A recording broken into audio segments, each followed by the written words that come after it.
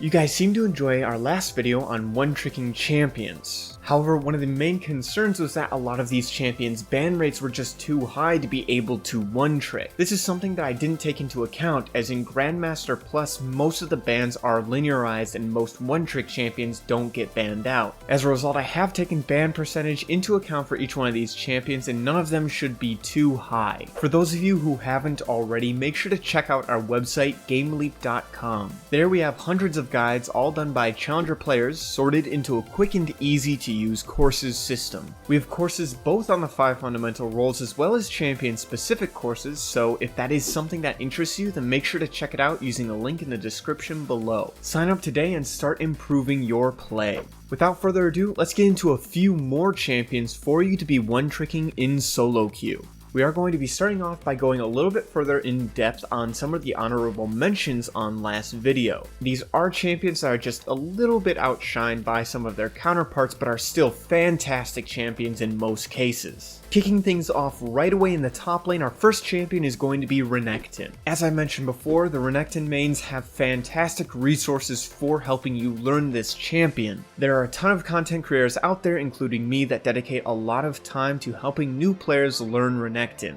As a result, getting help shouldn't be too hard for you if you are having trouble learning anything in specific. You will also have countless hours of live games and VODs to look through to compare it to your own play. Renekton has always been a very good one-trick champion. He's always been in a fairly good spot in the meta as a lane bully. On top of this, he does scale well into the late game if you're able to master his animation cancelling and comboing properly. Perfecting your Spear of Shojin fights is going to take a lot of work, but once you get it down, you should be able to annihilate any team fight. Renekton is one of the easiest champions to counterpick in the entire game, but if you are able to learn the counter matchups, they aren't too bad, and usually you're able to at least go even in them. One of the main draws for a lot of Renekton players is he has a lot of skill matchups in the top lane. He doesn't really inherently win any lane anymore, and he doesn't really get smashed in lane by anything either. If you are able to completely master this champion, you should be able to go even in pretty much any lane except for cheese picks like Nico top or Vayne top. If you get a big enough lead and you know what you're doing, Renekton is easily able to 1v5 and kill every single target with a Spear of Shojin prop. You do require a massive lead for this to happen, and you need to play it perfectly too. But if you are able to pull this off even just one time in your entire career, it just feels so amazing. For those of you who really enjoy bruiser diver champions, Renekton is a fantastic choice for you to be picking up if you want to be one-tricking something in the top lane. The other top laner that we're going to be talking about is very similar to Renekton. That's right, it's everyone's favorite, or least favorite, blade dancer, Irelia. Irelia is very similar to Renekton in the way that most of her matchups in the top lane are going to be skill matchups. She doesn't really inherently smash any lane matchups, but she always has outplay potential no matter what the matchup is. She is one of the best champions in the entire game for solo carrying, and you can flex her to mid lane as well. Again, like Renekton, she does have the ability to 1v5 with a big enough lead if you play it properly. She's another bruiser diver, but unlike Renekton, she thrives off of dancing around a fight with her Qs. She's able to easily reposition in a team fight with her Qs, allowing her to get up close and personal with the enemy carries before sending them to their graves. After that, she can focus on either getting out of the team fight or dealing as much damage as possible before she inevitably dies. Irelia is definitely the champion for you if you enjoy nearly endless amounts of mobility. Use this mobility well and you'll be able to see a lot of success with her. Creativity plays a huge role in Irelia's kit and how well you use her abilities, so make sure you're keeping an open mind to trying new things as well. Moving our way into the jungle, our first pick is going to be Khazix. Khazix is another champion, just like Evelynn, that doesn't really have anything mechanically difficult in his kit. Instead, Khazix is all about timing. You have to wait for the perfect moment where one of the enemy carries separates themselves from the rest of the team, isolating themselves so you can one-shot them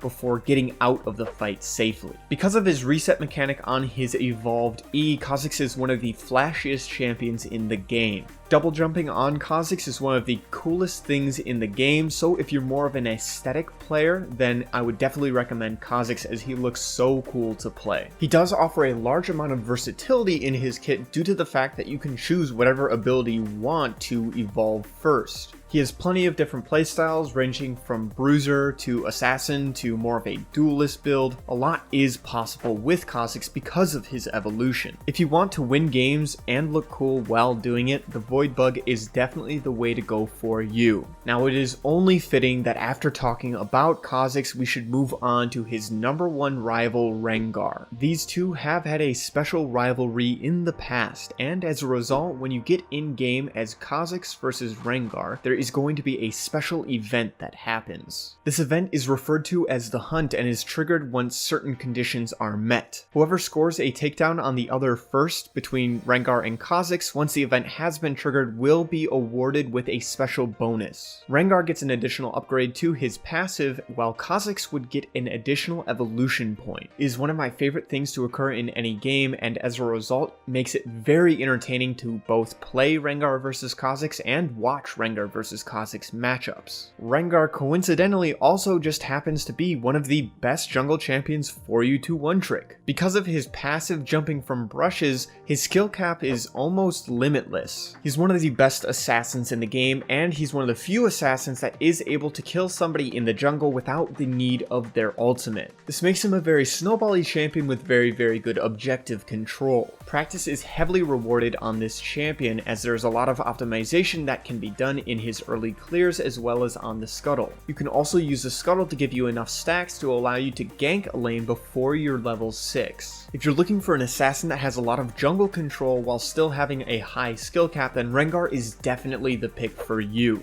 He also might be the burstiest champion in the game, often being able to 100-0 enemy carries in less than 0.2 seconds. Moving on to our mid lane, we have another iconic duo, the first champion being Katarina. Now I did mention Katarina in our previous video in the honorable mentions, but I still want to go over her. Katarina is the champion that has the most blinks in the entire game, especially once she gets resets. If you want to be assassinating people while blinking all over the place, then Katarina is definitely the pick for you. Learning how to manage her resets can be a little bit tricky, and knowing when to go in for a reset is also something that can take a little bit of practice. Because Katarina is so unique and requires a lot of practice, you are just going to have to put in the time. Over time, you'll learn when to use your reset to go further into a fight or to get out of a fight. Countless hours can be poured into this champion, and the more you pour into it, the more reward you're going to see. She does have a few hard counters, but like all of the other champions in this list, most of her matchups are just skill matchups. Her roaming and teamfighting are pretty good, but what she really excels at is mopping up after fights. If there are 2 or 3 low targets after a fight, Katarina is usually able to get them all.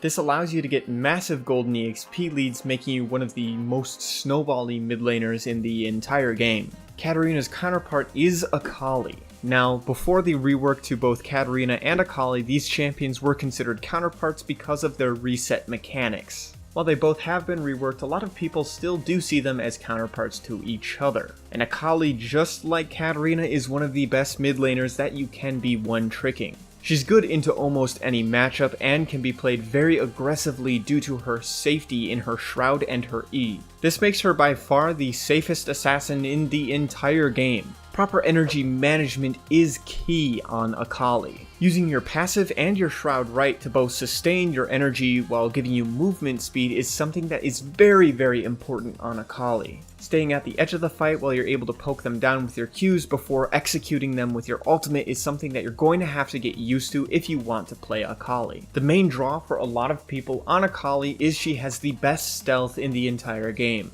Even after countless nerfs, her Shroud is one of the longest stealths in the game while still allowing you to be full melee on the enemy team. If you enjoy dropping your stealth, weaving in and out of it while assassinating carries, then Akali is definitely the girl for you. She has all of the mobility and damage that you could ever want in an assassin, and just like pretty much all of the other mid lane assassins, she doesn't require mana. Now moving on to bot lane isn't really known for their one-trick champions. The champion pool for these two roles is just a lot smaller than the other roles, and the people who play these roles typically just don't one-trick champions. Never fear, however, because if you are looking to one-trick a support or an ADC, you still do have options. For ADC, you've got Vayne. Vayne is one of the oldest ADCs in the game, and ever since Vayne has existed, people have been one-tricking her. There's a good reason behind it too. Vayne is one of the flashiest champions in the game, you can be very creative using her stealth, and she has a very high skill cap on top of it all. Any mechanics that you learn on her are going to translate well to any other ADC, so you're not really wasting any time. If you do decide to one-trick Vayne, you should be able to pick up the other ADCs pretty quickly. She's very good at chasing down enemy targets that might be trying to get away, and on top of it all, she has % max HP true damage, making it so she can fit into any comp. You don't need to worry if your team doesn't have magic damage because you have true damage. For support, we have Thresh. Thresh is one of the first support champions that people ever started one-tricking. His kit comes together really nicely, giving you all the power that you could ever possibly want as a support. You could use your hooks to engage or to disengage. You can use your flay to, again, engage or disengage. You can use your lantern to either lantern somebody in and engage or lantern somebody out and disengage. And with his ultimate, the box, you guessed it, again, he can either use it to lock somebody down or to disengage. It really is entirely up to you how you use Thresh's kit, and the more you play Thresh, the more you'll see the different creative ways you can use his kit. Thresh is one of the one-trick champions where you can just spend hours watching other people play Thresh and instantly apply it to your own play. Did you see them use Hook paired with Lantern in a way that you've never seen it before?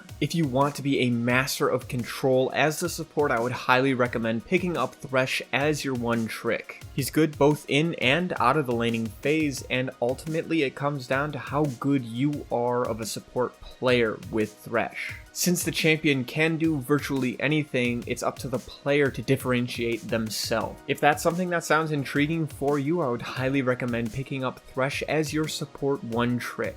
That's about all that we have for you today on some more one tricks for you to potentially pick up. If you've been enjoying our content lately, make sure to leave a like as it does help a lot and we vastly appreciate each and every one of you. For those of you who haven't checked out our website yet, I highly recommend you do. I've browsed the content on there personally, and I would say that is probably one of the best learning resources out there. There are tons of in-depth videos done by challenger players on various different subjects. We have guides both on the 5 fundamental roles as well as champion-specific guides, so if that is something that interests you, then check us out using the link in the description below. Sign up today and start improving your own gameplay. As always, I'm Panther. I hope you learned something valuable, and I will see you in the next one.